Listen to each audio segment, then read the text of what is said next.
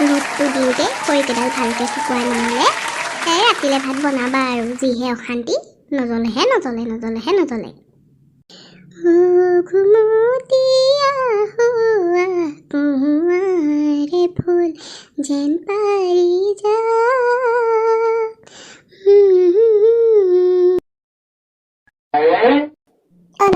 মই য'ত খেলি থাকোঁ ত'ত দেউতাক যাবলৈ মানা কৰোঁ নে কেলে সদায় একেটা ঘটনাকে সদায় ঘূৰি থাকে লগৰ ল'ৰা ছোৱালীৰ লগত সদায় মোৰ একদম মান ইজ্জত খতম কৰি দিছে কি হ'লো ল'ৰা কি কথা কৈ আছ এইবোৰ জানাইচোন মই দেউতাৰ কুৎসিত মুখখন কেতিয়াও চাব নোৱাৰোঁ আৰু দেউতাক সদায় বেয়া পাওঁ জানানে আজি মই লগৰ ল'ৰা ছোৱালীৰ লগত টাংগুটি খেলি আছিলোঁ দেউতাই ক'লে তোক বোলে তই যদি আৰু জীৱনত বোলে টাংগুটি খেল তেতিয়াহ'লে বোলে তোক মই মাৰি আধা মৰা কৰিম বোলে মোক তেনেকৈ ক'লে জানানে মোৰ কি মান সন্মান নাযায় নেকি লগৰ ল'ৰা ছোৱালীৰ ওচৰত চা শুন মই তোক সদায় কওঁ টাংগুটি কেতিয়াও নেখেলিবি ই বহুত সাংঘাতিক খেল জীৱন ধ্বংস কৰি দিব গম পাইছ হ'ব এতিয়া মই ঠিক কি খেল খেলিম নেখেলিম তাৰ ওপৰত তুমি মোক লেকচাৰ দিবলৈ নাহিবা মোৰ লগৰ ল'ৰা ছোৱালী চবেই তোমাৰ এটা চকুৰ কুৎসিত মুখখনৰ কাৰণে সদায় মোক জোকায় আৰু ময়ো তোমাৰ এই কুৎসিত মুখখন অকণো চাব নিবিচাৰোঁ মই তোমাক অকণো ভাল নাপাওঁ হেৰি ল'ৰাটোৰ কথা বৰকৈ ধৰি নাথাকিব বুজিছে কিনো কৰিম আৰু আমি নাই মোৰ নিজৰ ল'ৰাহে কৈছে মইনো কিয় বেয়া পাম বাৰু যি কি নহওক সি তাৰ ভৱিষ্যতটো ভাল কৰিবৰ কাৰণে তাকতো আমি এতিয়া পঢ়াব লিখাব লাগিবই সি ভাল হওক সি যেতিয়া ডাঙৰ মানুহ হ'ব মোৰ এনেও একো চিন্তা নাথাকিব দেখিছা হেৰি মই গোটেইখন আপোনাক বিচাৰি ফুৰিছোঁ আপুনি হ'বলৈ ইয়াত বহি আছে কি ভাবি আছে নহয় আকাশলৈ চাই তুমি আহিলা একো নাই কিনো কৰিবা আৰু ল'ৰাটোৰ কথাকেই ভাবি আছোঁ তাৰ কথা ভাবিবলৈ আকৌ কি হ'ল বুলি কৈছা যে অত কষ্ট কৰি তাক পঢ়ালোঁ শুনালোঁ সি এতিয়া চাকৰি পালে মনত আছেনে সি ঘৰৰ পৰা যোৱা কিমান দিন হ'ল আজি 5 বছৰ হ'ল সি ঘৰলৈ অহা নাই ঘৰলৈ বাৰু নাই অহা মানিছোঁ কিন্তু সিটোতো কিবা এটা কৰি খবৰ এটা ল'ব পাৰে এই বুঢ়া মাক বাপেক হালৰ কিমান আশা কৰিছিলোঁ বোলো ল'ৰা ডাঙৰ হৈ চাকৰি কৰিব আৰু চাকৰি কৰি মোৰ চকুটোৰ অপাৰেশ্যন কৰিব অপাৰেশ্যন কৰাটো বাদৰে কথা আজিলৈকে ল'ৰাটোৱে খবৰ এটা কৰিবলৈও সময় নাইকিয়া হ'ল হেৰি মইতো পাহৰিলোৱে মোৰ যে ল'ৰা এটা আছে দুইটাৰ মাজতে ব্যস্ত থাকিবলৈ বিচাৰোঁ আজিকালি আপুনি আকৌ এই কথাবিলাক কৈ মোক বৰ দুখ নিদিব বুজিছে ব'লা মোক ভাতকেইটা খাবলৈ দিয়াগে কাইলৈ এপাক সি কাম কৰা অফিচটোলৈকে যাম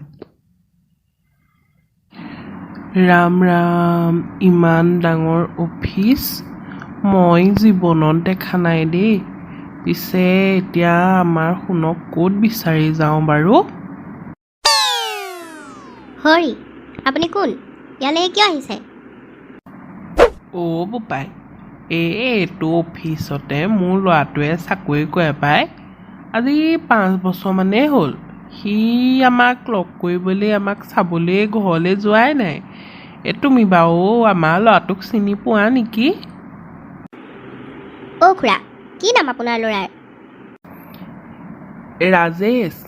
ৰাজেশ দত্ত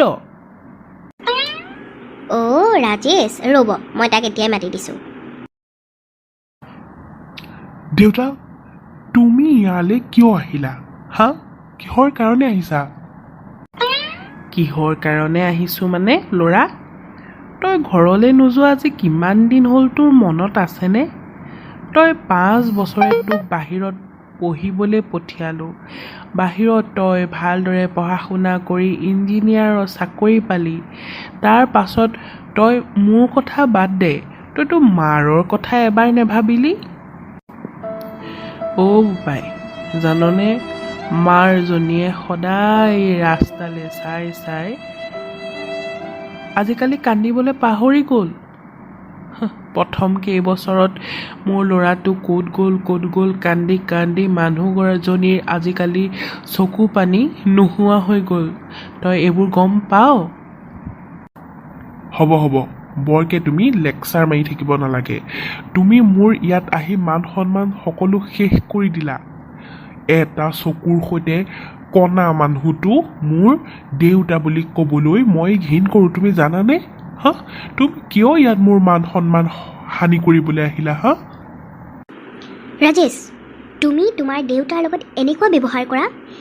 তুমিতো তোমাৰ চাকৰিৰ প্ৰতি ইমান তুমি ভাল কাম কৰি আহিছা, তুমি তোমাৰ আজি দেউতাৰ প্ৰতি এনে সন্মান দেখি কিন্তু মই অকণো সুখী নহয়। ছাৰ আপুনি? অঁ ময়ে কৈছোঁ। এনেকুৱা যদি তোমাৰ ব্যৱহাৰ তোমাৰ দেউতাৰ প্ৰতি হয় তেনেহ'লে মই তোমাক আজিয়েই চাকৰিৰ পৰা উলিয়াই দিম। নাই ছাৰ, এই মানুহজন মোৰ দেউতা নহয়।